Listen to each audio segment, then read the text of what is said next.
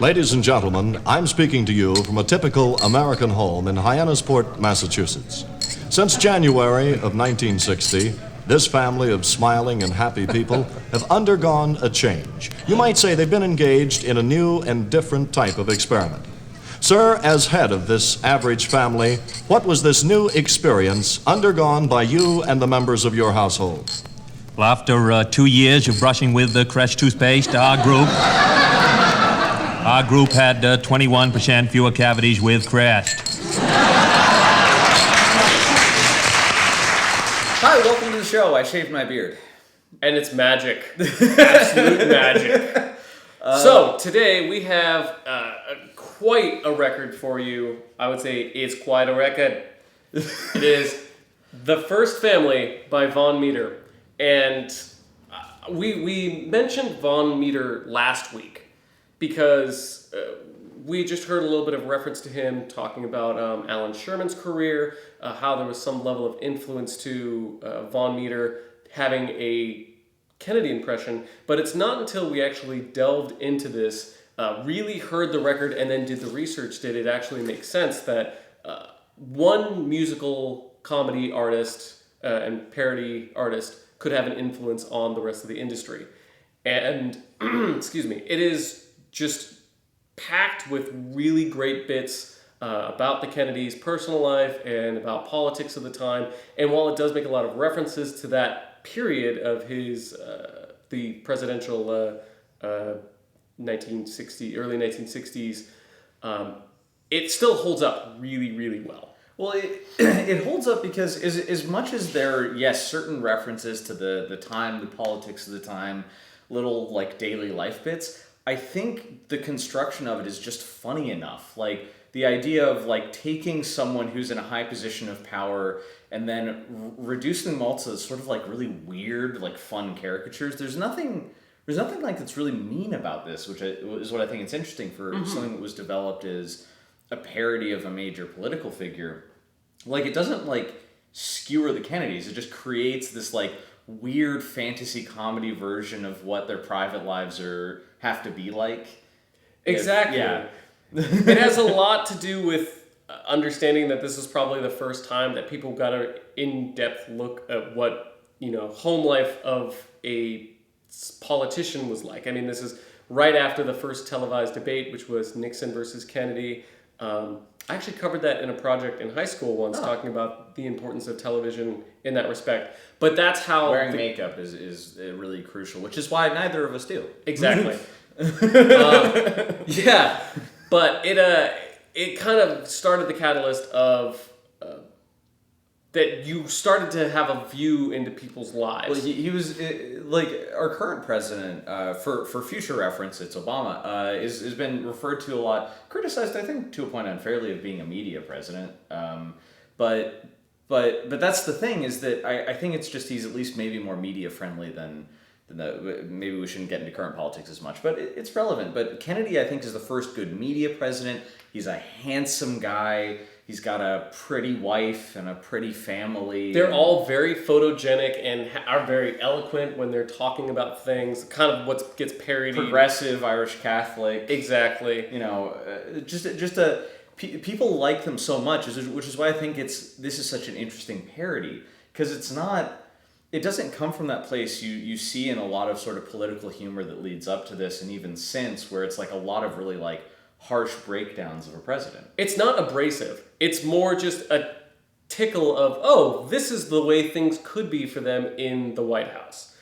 And it just has this interesting just dialogue of how you would see, home life for somebody like you and me, and imply that they still go through those same issues. But I like, basically the way they cast Kennedy in this thing is they cast him as like perpetual president. Mm-hmm. The idea that like even at like the opening bit about the crest thing was really great, because just like, yes, my family has made the decision to switch to crest, and just we're gonna play it, and I'll just do the Kennedy impression. You fill in the rest of the bit. Exactly. But There's going to be a lot of Kennedy impressions. There's gonna be a lot of Kennedy impressions, and the Jackie O impression. But it's I think the better example is the way the next bit starts off, where he's talking about like economics, and he said something about like, and that's why we're going to adjust your allowance or not adjust your allowance. There's something about that was going on there. That was kind of interesting. They really consistently stick to that whole thing of President Kennedy is always media-friendly President Kennedy all the time, 100%. He's always on. And so even when he's having this press conference with his family members, when he's taking a shower and then walking out to, a filmed tour of the White House, it's just, there's no moment where he's not being the president. And it's highly entertaining. Good evening, Charles. Good evening. Shall we begin here in the West Wing? Yes. If your cameras will just move through these oak panel doors over here on our left, we will be in the Calvin Village.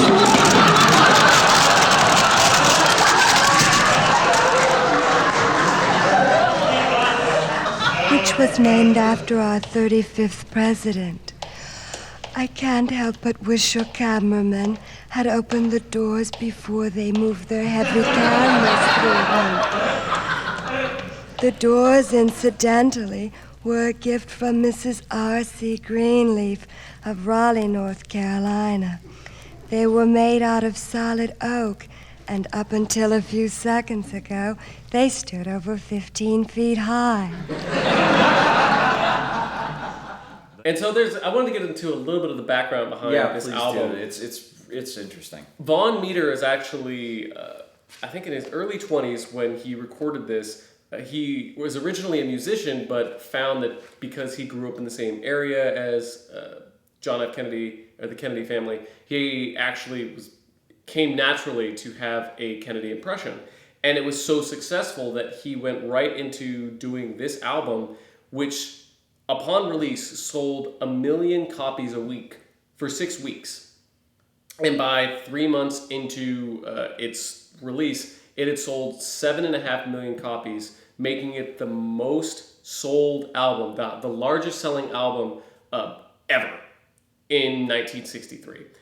It was awarded the Grammy for Album of the Year. We mentioned last time that Alan Sherman was nominated for that, so there were actually 2 comedy records up for that year, which was also... It was in 62, really? 63. It was 63, yeah. Exactly, so for 1962. They actually competed against each other, but the interesting thing was that it was generally perceived that musical comedy wasn't viable as a industry, that it didn't make sense that it could be this successful. And after these 2 albums in particular, everything to do with musical parody really took off. That is until the Kennedy assassination in November 1963, where Vaughn Meader could no longer get any gigs as Kennedy, and nobody would give him work doing anything else. Well, wasn't it also part of, like, he didn't want to do it as much anymore, or was that not necessarily the case? Yeah, I would say it was a little bit of both, that there was a lot of trepidation in doing an impression of such a tragic event in U.S. current events.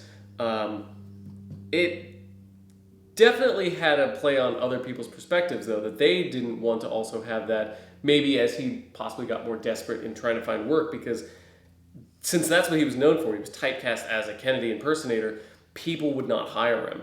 And as quickly as success came to him with this album and its follow-up, The First Family Part 2, it immediately dried up after.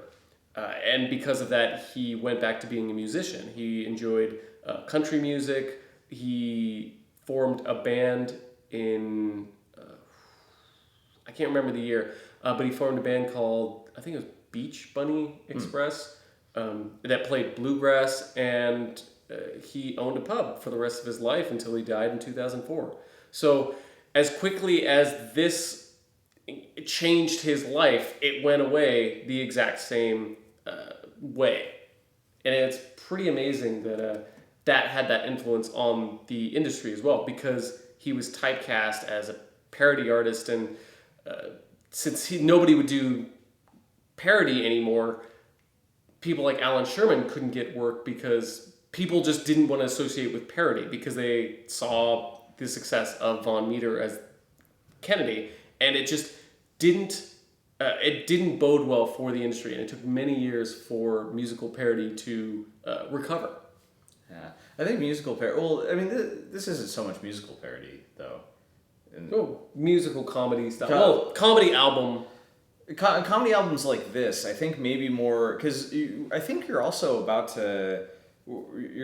starting to get to the point where maybe stand-up comedy is about to be a bit more popular. I don't know necessarily, but like when did Lenny Bruce really get started up? That was actually one of the things that came up that when the assassination of Kennedy happened, Lenny Bruce was performing and he made a statement on stage after just finding out about it that Vaughn Meader was screwed. And it's literally like in the growth. He was absolutely right because exactly as I described, nobody would touch it with a 10-foot pole, and that's how big he was. That everybody knew his work, and that this event was going to affect his life. Obviously, that's secondary to oh my God, we just lost the president, but. But that's perfectly Lenny Bruce to have that be the first thing he says. Absolutely. Oh my God. Well, yeah, I don't know. I think a lot of the circumstance surrounding this album is interesting. The album itself is really, really funny. Mm-hmm. Like can't stress that enough. So, some bits like with time might not make as much sense. It sucks to have to do research for things like that, but it's like I was saying about the Woody Allen joke about the nonfiction version of the Warren Report. You're still laughing even if you don't precisely understand what they're saying because the timing of it, the way it's written, the way the Kennedy impersonation, like the Kennedy impersonations, all the character impersonations here are really amazing. Exactly. The timing and the comedic nature of it work really well, so much the subject doesn't matter. He was saying this earlier, and I agree that there's this really... This was performed in front of a live audience, but there are no, like... unless it was, like, a cut assembled from, like, multiple performances or something, which is just as plausible. They're just on point. Everything hits. They don't break. There's a moment where the person who's doing the Jackie O impression... like Naomi Brassard, I believe is her name. Her debut recording album. Yeah, and she does a really good job. But speaking of which, let's just talk about her portrayal of Jackie O. Jackie O actually... I actually really don't know much about Jackie O. I know about some of her family, and I've seen Grey Gardens. I know that she was known as being very fashionable, very personable, having... She represented kind of the hip. Yeah, the hip... ideal first lady, that she was involved in a lot of things, and I think she was also considered the first lady that was politically active, or at least part of what was going on. There's another one too, but I don't know if it was Harrison's wife or something like that. There was another president, but that's maybe neither here nor there. That was more of an internal joke within the cabinet that they called her the president instead. I don't know if it was Harrison. Maybe it was Hayes. We will include we'll get to that comment box things that we do now. We'll fix it. It'll be like here somewhere. Exactly. And then I'll have a note saying here somewhere. Because that there's this like really great bit that like I got it and I laughed the first time. Oh, and now we're gonna have to save that for the second half. So we will be right back. This is so packed full of information. This is difficult. This is so packed. All right. The following is a public service announcement. Election day is near. Go to the polls and vote. Vote for the Kennedy of your choice, but vote.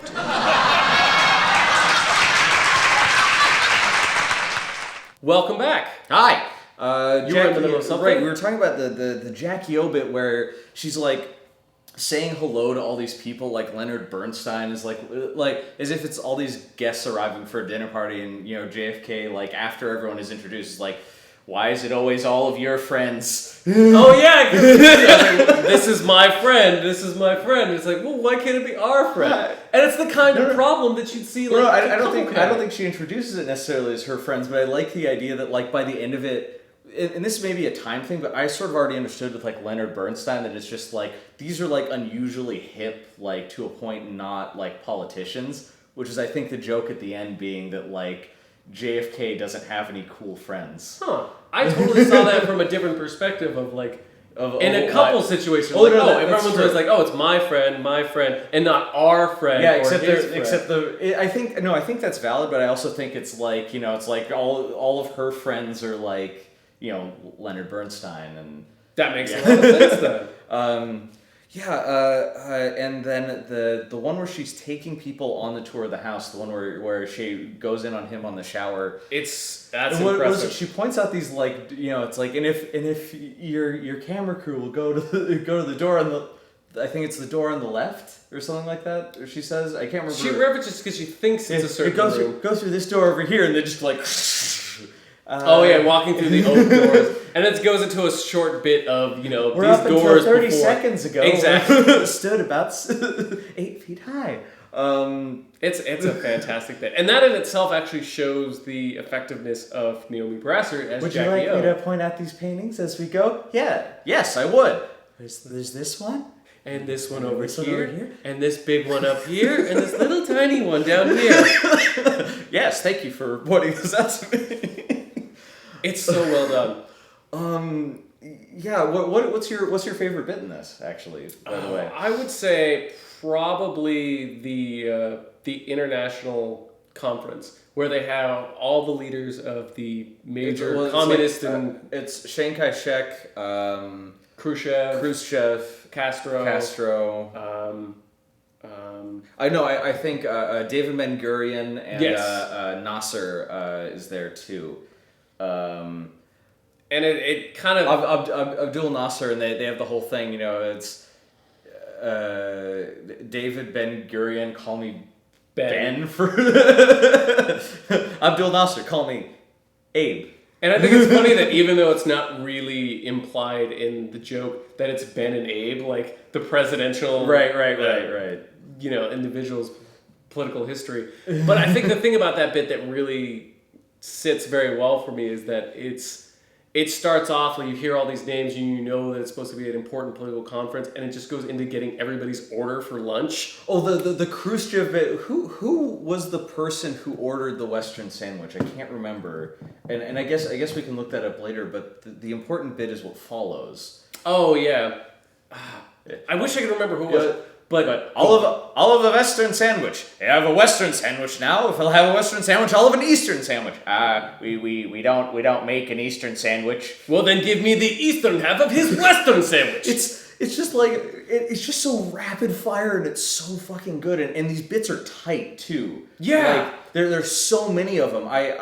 It's one of those things where it's like I kind of wish, and I almost think maybe we could like take a picture of some of the grooves on the record, but I remember looking at it just being like, oh, these are like shorter bits, and they're shorter, punchier bits. I know it's something I say a lot, but it's true. Like, well, there are a couple of these that are literally one statement from Jackie O and then one statement from Kennedy. It's literally like a 15-second bit. That's what the crest bit is, just someone asking the president about something. Or, it's like here's this family from Maine, I think is what they say, and it's just like the average run-of-the-mill family. The average run-of-the-mill family, and then it's JFK, in a very presidential way, saying that they've made the switch to crest. Yeah, or how the B-side opens up is literally, it has nothing to do with the Kennedys or Jackie O or anybody talking. It's just somebody saying, if you're going to vote, or you should vote, please vote, register to vote. It doesn't matter which Kennedy you pick, just vote. So it's got this interesting timing and element that it's not just about the impersonation either. It's like that's the subject matter, but it's all about the Kennedys as a family, not the impersonation. And the best family bit, I think, is definitely the one about the toys. Because if I'm correct in that, it's either that or the bit before. There's that whole thing where it's Carolyn Kennedy and it's Carolyn. What you don't know is it's one person saying I want to speak first. I want to speak first. I want to speak first. It's like now Bobby. I think it's Carolyn's turn. He actually goes. He goes for Bobby, his brother, over his daughter. Oh, he goes for Bobby first. But it's the idea you don't know. You think it's like another little kid, and then it's exactly it's Bobby Kennedy, which is awesome. Oh man, I don't know. I mean, I kind of like Bobby Kennedy, but that's neither here nor there. I don't know. I think he would have done a good job, but Probably but the Kennedys. yeah, definitely a political dynasty. But I think my favorite single joke, and it's just me and the Jewish humor thing, but I loved they get to the end, and it's just like now that now that you've been in office, and I think they make specific mention of him being like the first like Catholic president. It's just like, what do you think the chances of a Jewish president having? It's like, well, I think the chances are pretty reasonable. Being a Catholic, I won't vote for him myself. Yeah, I was wondering if you were going to bring that one up. That one was a good, a good one-liner. Well, I'm sorry, General, but we're only having sandwiches today. Then could I have a dove on the glass sandwich? All right, Pierre, a chicken salad on white for the General. Mr. Shankai Shek, Club sandwich would be fine. Thank you so much. would you like it with a little mayo? Please not to mention that name. I'm sorry. Mr. Nasa, I'll have a hot pastrami sandwich. I can never get it at home.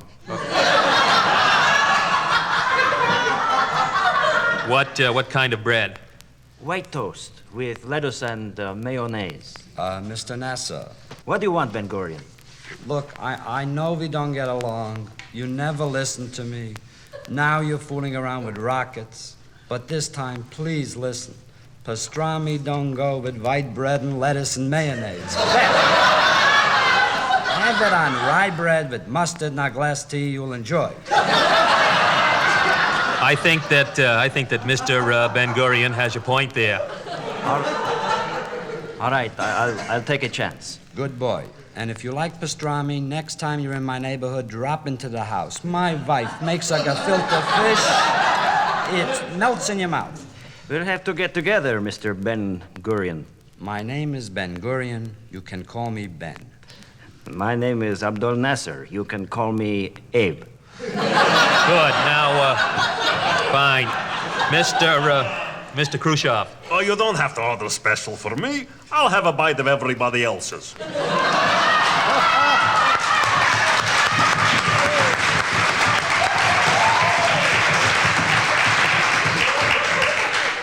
All right, Mr. Adenauer. You have one sandwich here in America I love. I have a Western sandwich.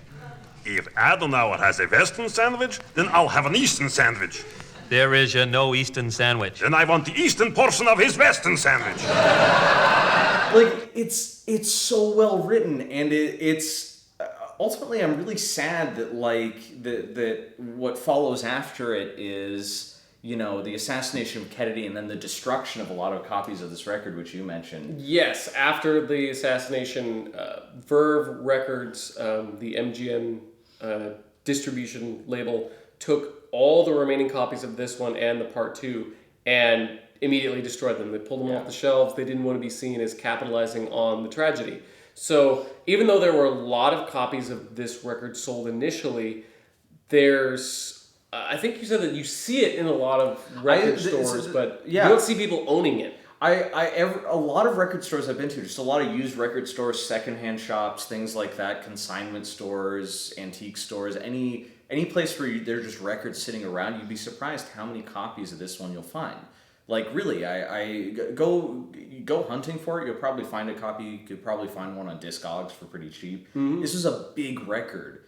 It landed really well, and then just killed the careers of everyone who was involved because of the really horrible tragedy of the assassination of JFK. Exactly. Naomi Bresser doesn't have a Wikipedia page, which really sucks because most likely because of her association with this album. I want to see if she did like anything else. If there's any other credits we can find or something like that. Maybe we would have to definitely search that out. She had a modeling career as well too, right? Yes. Yeah. And we will have that probably some note about something about her career right down here. And if we don't find anything, we'll say we haven't found anything. Exactly. But I don't know. I think my favorite bit is definitely the toys. Well, I like the Q&A thing at the end. I just love the way that those are distributed. But I guess before we get too ahead of ourselves, I wanted to remember something that there was a lot of resistance to this record coming out at all. Like, it was like passed back and forth between people because it was seen like as such a sticky issue to make fun of a president. Exactly, a parody of an important political figure, the President of the United States. There was a quote saying that every communist will be happy to own a copy of this. Or is every household every household in every communist country would love to have a copy of this record. Exactly.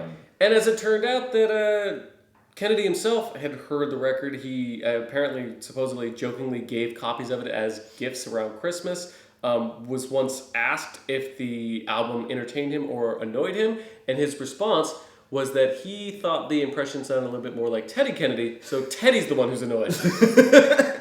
So it's all... It was well received. Yeah, after the fact was very good-natured. Again, as we said before, it's not an aggressive political stance of an album. It's literally just a look at who the family is and what it's like to be, in the fantasy of in the Kennedys. Right, and to tell you the truth, I don't even mind aggressive political humor, but there's an important point to bring up, I think, in the idea that there was so much resistance to it, because when you really think about that, I mean, I hate to be like America, but it's just like, no, any country with like democratically elected leaders should be more than able to, release something that makes fun of or skewers their president in any way, shape, or form. We should be able to poke fun at people like that. That's part of, the freedom of speech. Well, the idea being that, by the way, if you ever use your First Amendment rights to be an asshole, that's your problem. The whole idea is that you're protected from being arrested from things you say. But if you're an awful piece of shit, then people are going to think you're an awful piece of shit. So don't be like, it's a free country when you say something horrible. This is true. Sorry, just a point to bring up about that. Well, I was just thinking about in terms of parody and political stance. Right. There is that one, it'll have to be in the comments right here. Yeah. There's that comedy satirist group in France that has taken a lot of flack. The picture of Muhammad thing that happened before, what was it, earlier this year? Yeah, it was Charlie Hebdo was... Yes, Charlie Hebdo. And the big thing was, and this is something that's delicate too, that's been passed back and forth between a lot of friends of mine, in a very heated way. Honestly, I'm not going to defend the actual comics themselves. Not that I think they were in any way the worst or most offensive examples of a lot of this, but they're pretty bad. Yeah, but it's that nature of like what is crossing the line, and should there even be a line that can be crossed? And it's again, that's why I stick pretty hard to that whole thing. It's just like, look, the whole point is that you shouldn't be arrested for that kind of stuff. I don't think it was precisely hate speech. I know a lot of people would disagree, but. But I mean, that's where civil law right. comes in. Is that if somebody feels slighted about something, then you take it to. Unfortunately, that wasn't like a civil matter. Yeah, unfortunately, that it wasn't a case of like, this is a thing that went to court. That was a bunch of people really. A bunch of people getting murdered for those cartoons, and it's just like, those were awful and offensive, and they should have been reprimanded. But I don't know. Oh man! And wow, yes, that's really, where we went dark with that. That's an odd note to turn on in the end. Just talking about, but I don't know. I think let's just cap it off by saying, because this is a very lighthearted, wonderful record about the Kennedys. Actually, yeah, you should own it. Not just listen to it, hear any of the clips and all this stuff. Actually own it, because it's worth going back to and revisiting and playing in a very traditional manner. Yeah, it's just a really funny record. I think. And I hate to praise something for being non-malicious. Again, I like vicious political humor, but I think this brings up the point of like, it's an interesting piece of satire, because what it's doing is digging at the concept of like of how a president would function as a normal person, and this is making the point that they've built a Kennedy character who's perpetually media friendly, media savvy. I'm the president, JFK all the time. But it's almost kind of how you see a president. Right. Like, I think this, I don't know if this isn't directly influences like impersonations we still do of everything, but like, all the portrayals of George W. Bush as being kind of like, a homeboy Texas guy sitting in the White House, being a Texan. No offense to Texans, but you know. But just being who he is. Just being like, hey, and Obama just being kind of like maybe a bit over serious at home and stuff like that. Or Clinton having that very Clinton way of talking. Right. Talking like this all the time. Cheat on my life. All right. With that, please do your best. Enjoy this. Listen to this record. It's a good one. I think I started with that. I'm not even going to try doing it again. So you ended as Jackie O. We will see you on the flip side. Yeah, I went there.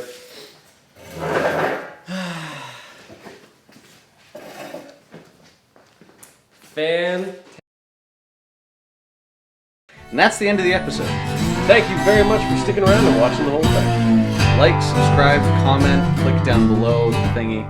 Exactly, and then click the other thing for the other thingy. And then watch our other videos, and then watch the next video, and watch the last video, so watch our things. We promise they're very similar, but very enjoyable. Have a good one. Bye.